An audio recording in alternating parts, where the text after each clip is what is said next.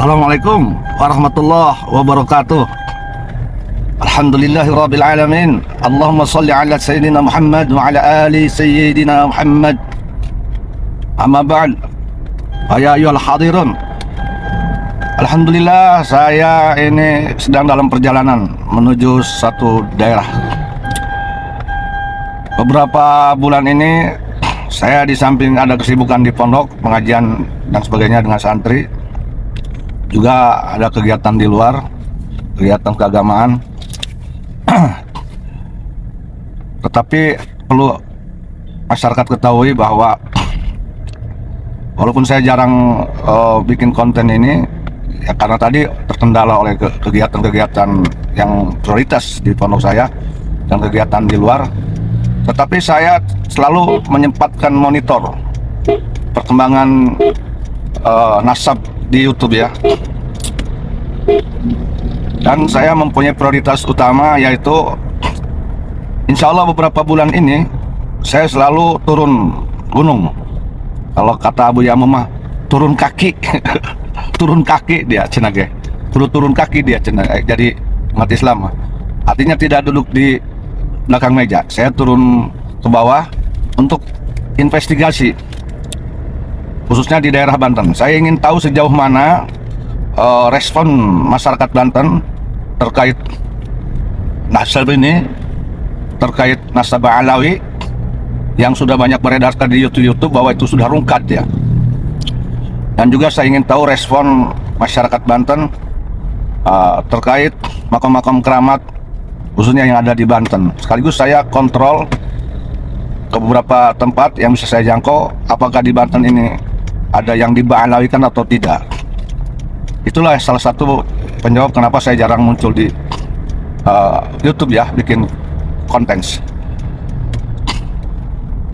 Saya ingin membuktikan langsung bagaimana reaksi mayoritas masyarakat Banten terkait nasab Ba'alawi. Alhamdulillah bisa disimpulkan bahwa masyarakat Banten ini sangat cerdas, sudah berpikiran maju. Jadi sudah memandang bahwa persoalan nasab ini bukan persoalan enteng, bukan persoalan biasa, tapi ini menyangkut sebuah kenistaan yang harus diperjuangkan. Dan persoalan nasab ini ada persoalan yang menjadi barometer keindonesiaan seseorang, kepribumian seseorang, kesukuan seseorang. Artinya ketika nasab satu kelompok ini palsu, tetapi diklaim benar, soheh, dan diyakini soheh, ini akan berpengaruh atas kelangsungan keindonesiaan negara Republik Indonesia ke depan, dan kelangsungan kepribumian seluruh pribumi negara Republik Indonesia, dan kelangsungan kesukuan seluruh suku-suku di negara Republik Indonesia. Mengapa sebabnya?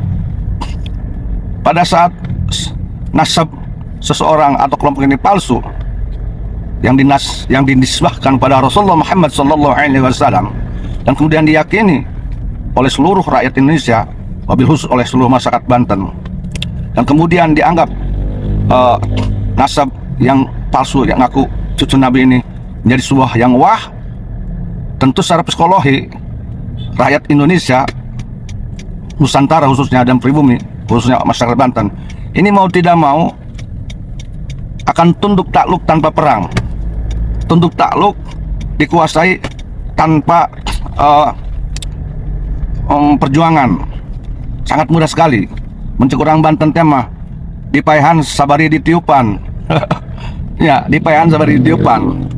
Jadi begitu sangat mudahnya kelompok itu akan menguasai Indonesia, akan menguasai jiwa-jiwa seluruh rakyat Indonesia, akan menguasai jiwa-jiwa seluruh rakyat Banten, masyarakat Banten, wabil khusus masyarakat Banten yang turunan Wali Songo dan turunan ulama-ulama yang pejuang bangsa, pejuang Banten, yang dulu leluhur-leluhur kita ini orang Banten habis ditindas oleh Belanda dan oleh mata-mata Belanda, oleh antek-antek Belanda ya. Maka tentu ini harus kita perhitungkan, jangan sampai terjadi lagi adanya penjajahan baik penjajahan ekonomi, penjajahan budaya, penjajahan nasab, penjajahan sosial, penjajahan panggung-panggung di Indonesia, khususnya di Banten. Dan adanya polemik nasab ini menjadi sebuah standar. Seseorang yang cerdas bisa menilai kualitas, kalau dia orang Banten, kualitas kebantenannya. Kalau dia seorang keturunan Wali Songo, bisa dilihat standar kualitas keturunan kewali songoannya. Kalau dia seorang Nusantara, bisa dilihat dari kualitas kenusantarannya. Apakah dia berindikasi menjadi pecundang, menjadi mental babu, mental tempe, mental cengeng, atau memang dia seorang patriotis. Kalau dia orang Banten, memang seorang Bantenais yang memang kokoh, yang mewarisi jiwa-jiwa perkasa leluhur-leluhurnya, yang anti penjajahan apapun. Ini bisa dilihat sekali, ya.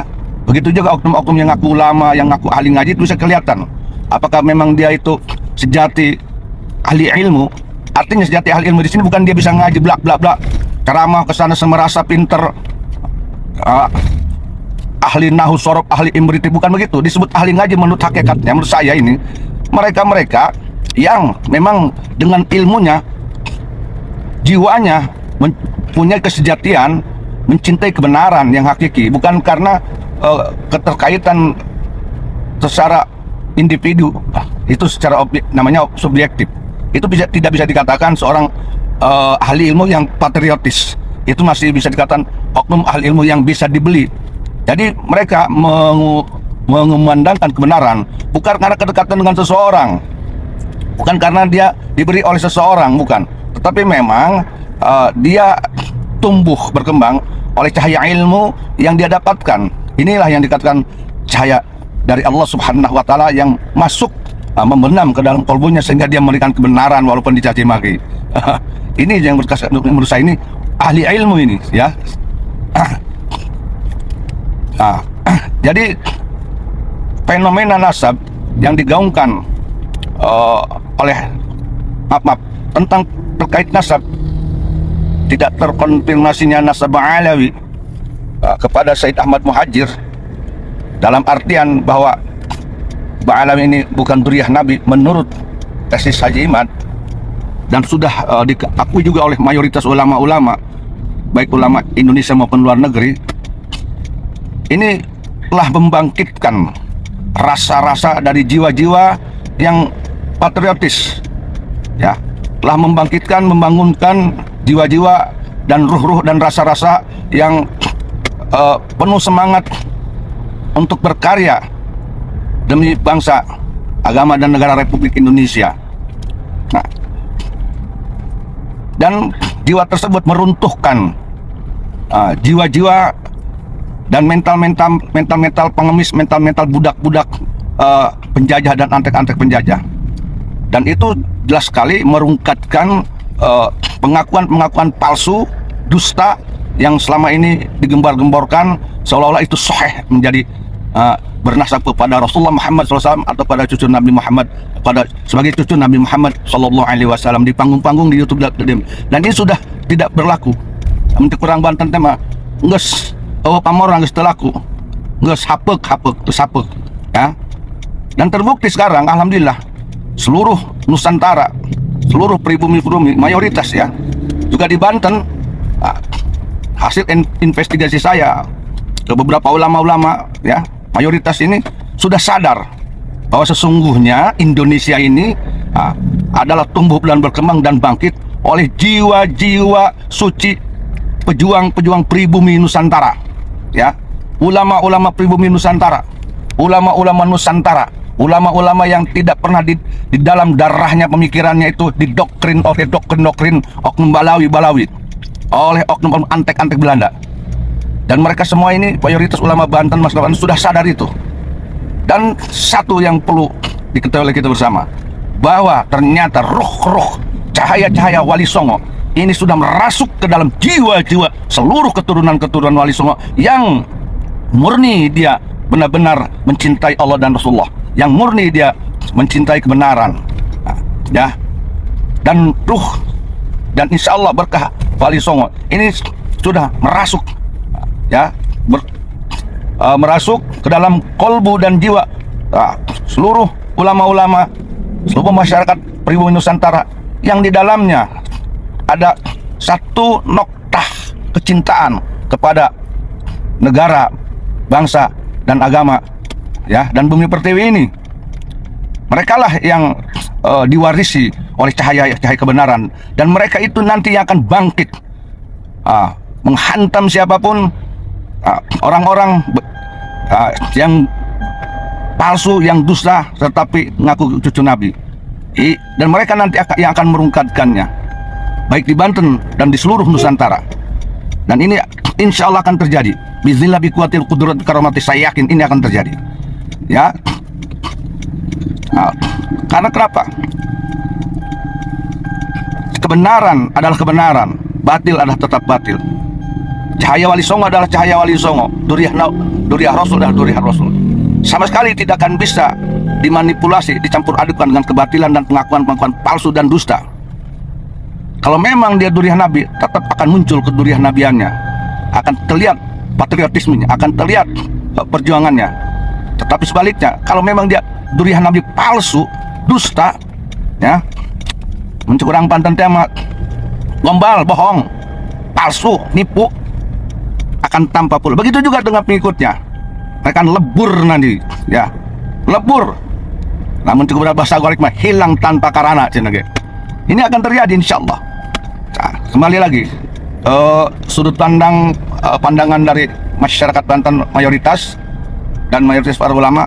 Jadi kesimpulannya, ya, insya Allah hampir 90% masyarakat Banten sudah melek, sudah bangun, sudah maju. Dan mereka sudah meyakini bahwa pusaka Indonesia dari dulu zaman sampai sekarang adalah Wali Songo, dan Wali Songo itu bukan Bang Alawi.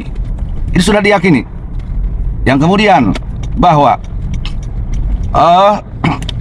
yang perlu diprioritaskan, perlu dimuliakan sekarang ini adalah ulama-ulama pribumi, ulama-ulama lokal.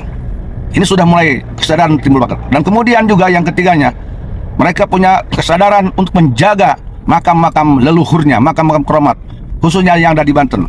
Jangan sampai diba'alawikan oleh oknum-oknum tidak bertanggung jawab, yang punya misi-misi tersembunyi, misi-misi khusus, yang ingin menguasai Indonesia tanpa perang, ingin menguasai Indonesia tanpa buruk, ingin menguasai rakyat Indonesia dan seluruh keturunan Wali Songo ini dengan tanpa dipandang buruk, padahal jahatnya luar biasa. Lamun cek orang Betawi mah kebangetan ente cenah ge.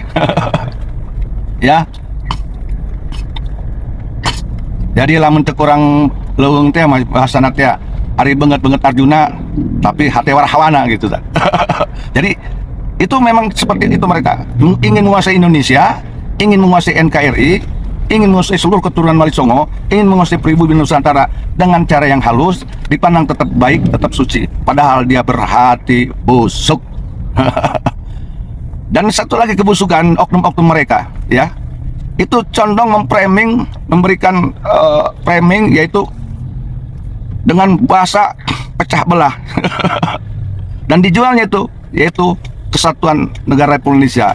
Ini senjata mereka untuk menutupi kebusukan mereka, kejahatan mereka, dan untuk membela kebatilan mereka dengan pecah belah dan kesatuan NKRI. Pinter kan? Contohnya gini, oh, ada kelompok yang memecah belah Habaib dengan Kiai, Habaib dengan NU, ya, memecah belah bangsa, memecah belah Indonesia. Ini adalah sebuah bentuk narasi untuk menutupi kejahatannya dan untuk mempengaruhi provokasi rakyat Indonesia.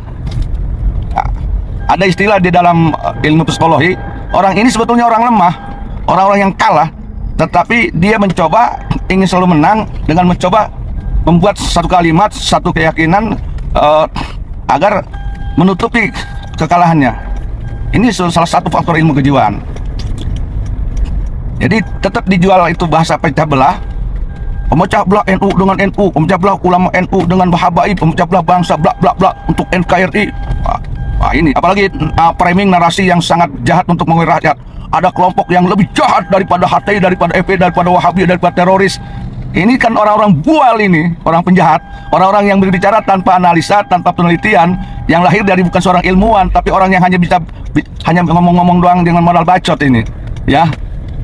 Dan orang ini ada orang pesanan, orang yang didoktrin oleh kelompok, ya, orang yang mencari receh. mengatasnamakan untuk persatuan Indonesia, mengatasnamakan untuk persatuan NU, untuk persatuan rakyat Indonesia, untuk negara bangsa. Padahal dusta. Manggu genep dia ngomong gitu. Ngomong gitu dia kan jama bodoh. Manggu genep kan aing manggus aing jajoran darah dia malil kumaha insyaallah. Berbicara ini untuk persatuan Indonesia, memecah belah bangsa, memecah belah kesatuan Indonesia. Ya. Merusak kesatuan bersatuan.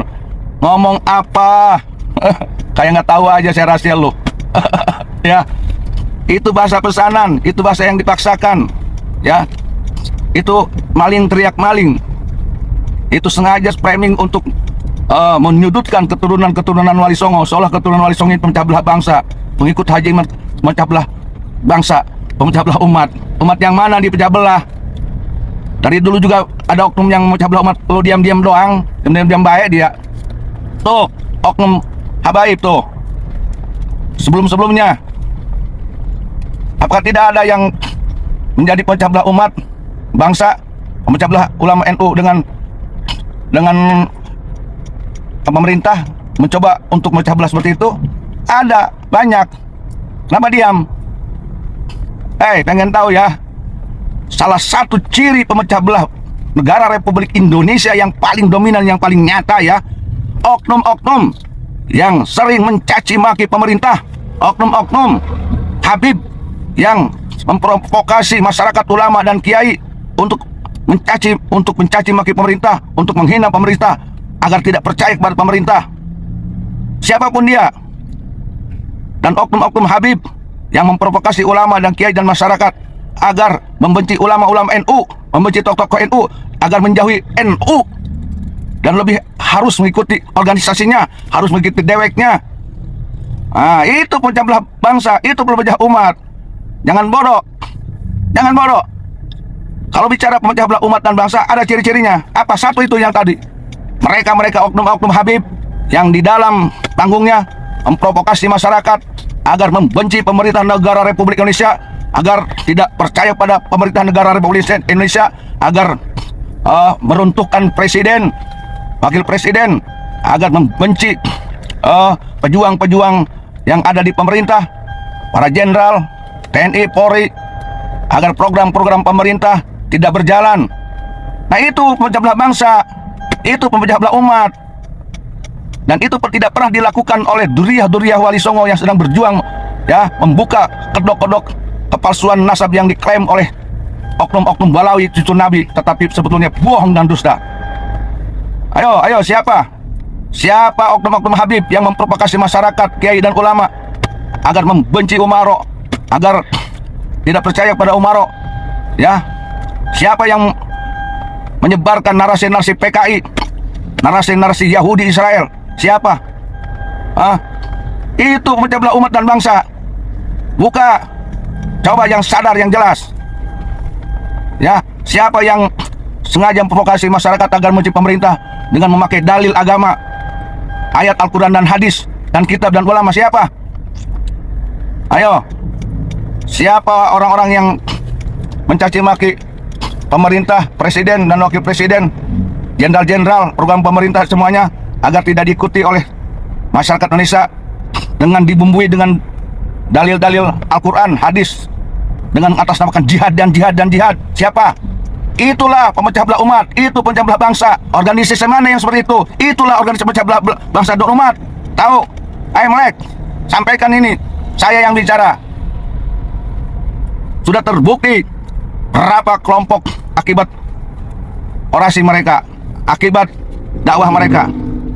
Hampir-hampir Indonesia terjadi chaos ya, oleh oknum-oknum Habib yang menggelorakan di panggung-panggung untuk menghasut masyarakat agar membenci pemerintah, menjadi presiden, wakil presiden. Tidak peduli itu wakil presiden seorang ulama sekalipun, dituduh komunis, dituduh PKI dan sebagainya. Siapa? Itulah pemecah belah umat, itu pemecah belah bangsa, itu pemecah belah Indonesia, itulah penoda agama Islam. Dan itu tidak ada di keturunan Wali Songo yang sekarang sedang berjuang. Ya, enak aja lu ngomong.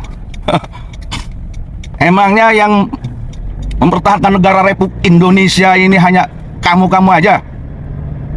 Emangnya yang berjuang untuk Indonesia dan menjaga Indonesia dan kelangsungan negara Republik Indonesia menjaga Pancasila, ideologi Pancasila, Undang-Undang Dasar Partai Bineka, kelompok lu doang. Enak aja lu ngomong ya. Mikir, jangan hanya ngaku-ngaku nuduh orang aja, malam-malam dewek pedia dong ente nyaho dia saha. Oke, ayo kepada seluruh keturunan Wali Songo, Laskar Sabilillah yang sedang berjuang untuk NKRI, untuk UNPAD, untuk menjaga ulama-ulama Nusantara pribumi yang benar-benar menjaga dan berjuang untuk mereka. Teruskan perjuanganmu, saya mendukung selamanya. Hapuskan itu orang-orang yang ngaku-ngaku pejuang NKRI, ngaku-ngaku perekat NKRI, ngaku-ngaku cinta bangsa, tapi sesungguhnya mereka orang-orang yang berhati yang kotor, yang justru akan menguasai rakyat Indonesia dengan cara yang halus, dengan merubah-rubah sejarah para ulama, para wali, memasukkan kuburan, memasukkan sejarah-sejarah silsilah nasab para ulama-ulama Nusantara. Itu penjahat yang sejahat-jahatnya, yang harus di bumi hanguskan di negara Republik Indonesia. Dilakukan oleh siapapun dia. Ya, kita sadar, kita jaga. Jangan ada di Indonesia, khususnya di Banten seperti itu. Banten tetap Banten. Banten punya ciri khas. Banten dari dulu tidak pernah punya ciri khas Balawi, tidak ada. Banten dari dulu tidak pernah ada ciri khas Balawi. Banten punya ciri khas sendiri. Orang Banten kelihatan Bantennya. Ya, tidak akan bisa dibalawikan. Insyaallah biiznillah bi kuwatil qudratillah. Ayo merah putih NKRI, merah putih berkibar Pancasila. Ya, ayo kita bersama pemerintah menjaga negara Republik Indonesia, mendukung program pemerintah untuk kesejahteraan rakyat negara Republik Indonesia. Bersama pemerintah TNI dan Polri, kita selamatkan, kita amankan nanti untuk Pilpres tahun 2024. Jangan dipecah belah oleh kelompok-kelompok yang politisasi agama, politik identitas, pemecah belah umat dan bangsa yang bikin kisruh nanti di tahun 2024. Ya, kita jaga Indonesia ini. Yuk kita bersama pemerintah TNI Polri untuk menjaga aman damai negara Republik Indonesia. Lillahi ta'ala, tapi untuk Allah ta'ala, karena Allah ta'ala. Amin ya rabbal alamin. Wallahu muwaffiq ila aqwamit thoriq. Billahi taufiq wal hidayah wal afu minkum. Wassalamualaikum warahmatullahi wabarakatuh.